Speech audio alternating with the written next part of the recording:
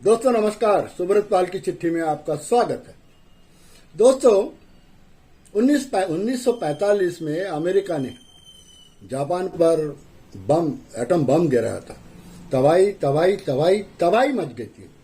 Japan ये दर्द आज तक भूल नहीं सका है। और आज 2021 है और अमेरिका और जापान एक ही टेबल पर बैठे हुए हैं। तीसरी बात, रशिया हमारा मित्र है, मित्र था, मित्र आज भी है। हम हथियार अमेरिका से खरीद रहे हैं लेकिन रशिया से भी खरीद रहे हैं, इसलिए दोस्ती है।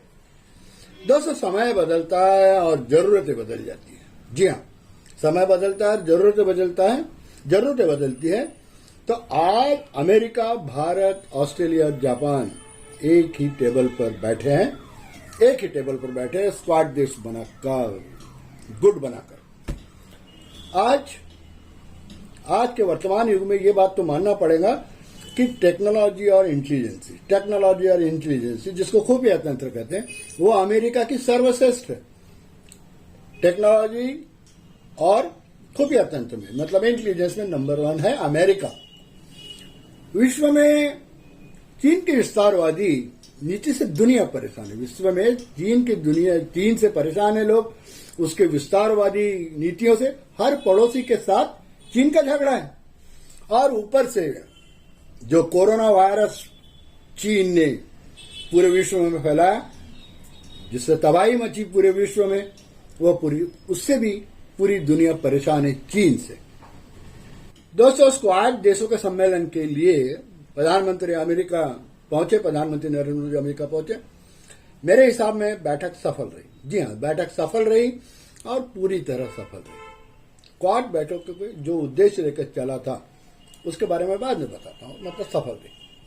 उसके बाद इस सफलता के कारण चीन बिलबिला गया और उसने ग्लोबल टाइम्स में लिखा कि ये जो क्वाड देशों की बैठक हो रही है उससे एशिया में अशांति का वातावरण बनेगा। चीन कब से शांति की बात करने लग गया भाई? चीन कब से शांति की बात करने लग गया? अब नेक्स्ट पॉइंट पे, यूएनजीसी मतलब संयुक्त महासभा में प्रधानमंत्री ने बहुत अच्छा भाषण दिया, सटीक भाषण दिया, काम की बात कही और बिल्कुल अच्छा भाषण दिया। कुछ गड़बड़ प्रारंभ में हुई, उसकी बात बाद में करेंगे, लेकिन मुद्दे की बात कि जो भाषण देना था यूएनजीए में, प्रधानमंत्री ने बहुत अच्छा भाषण दिया। और उस अच्छे भाषण में मुझे जो सबसे अच्छी बात अच्छी लगी कि प्रधानमंत्री ने कहा कि यूएनजीए को आखिर गठित क्यों किया गया था। यूएनजीए को गठित किया था विश्व में शांति, समृद्धि और सुव्यवस्था के लिए। इसलिए आप यूएनजीसी को, प्रधानमंत्री ने कहा कि वो अपनी प्रासंगिकता बनाए रखे, कैपेबिलिटी बनाए रखे। जरूर चैलेंज है संयुक्त राष्ट्र के सामने, लेकिन संयुक्त राष्ट्र को अपनी प्रासंगिकता बनाए रखनी होगी, तभी वो अपने उद्देश्य में चल सकेगा। विश्व में शांति फैलेंगी, अमन चैन रहेगा, इसीलिए बनाई गई। मुझे प्रधानमंत्री की बात बहुत अच्छी लगी। उन्होंने बाकी बात जो कही वो भी अच्छी थी। उन्होंने आतंकवाद पे कहा, उन्होंने कोरोना पे कहा, लेकिन यूएनजीए को जो कहा कि आपको अपनी प्रासंगिकता बनाए रखनी होगी, अन्यथा हम भटक जाएंगे। हम जिस उद्देश्य से इकट्ठा हुए थे सारे विश्व के लोग यूएनओ में, वो भटक जाएंगे।